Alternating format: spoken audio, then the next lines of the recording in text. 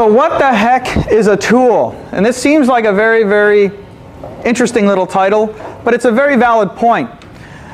Very, very few people are left using tools these days. And over the years, people have gravitated towards software. And the difference between tools and software are very, very obvious. Think about this. I've got a tool. You plug it in, and it tells you something. 10, 12, 13, whatever number it tells you. Has it fixed anything for you? Of course not. Was it bad or good? Don't know. So now you're left to the skill of the analyst with the tool to interpret the findings. It's raw data.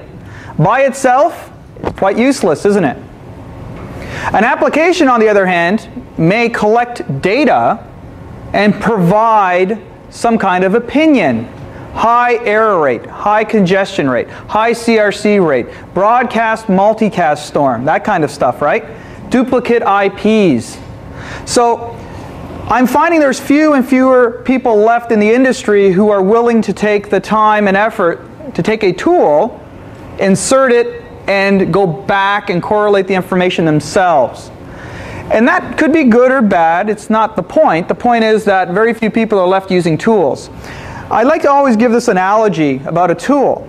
Everybody in this room has probably used a pocket knife at some point, right? Just open a box or an envelope or go after their boss, I don't know. But the point of the matter is, how many people in this room with a pocket knife can actually carve something out of wood?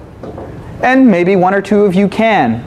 And it's kind of funny because we would all have the same piece of wood and the same pocket knife, wouldn't we? So what's different? The skill and knowledge used with that tool, right? The other example is, hey look, you're playing hockey. You remember this when you're growing up playing hockey? There's the kid with all the latest equipment but can't play hockey.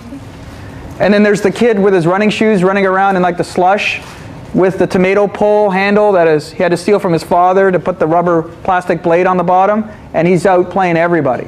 A tool in the wrong hands is more dangerous than not having a tool at all. How many people plug in the tools and see the red light flash or the X come up and they panic? Ah! And I'm right beside them and I say, hey, what's that mean?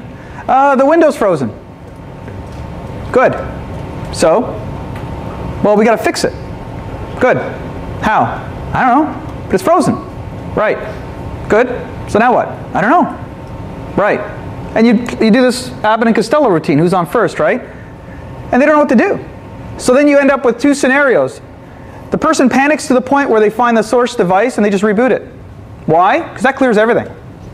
Right? And this could be a server. This could be a web server, a file server, a print server. It's not the point. The other extreme is worse.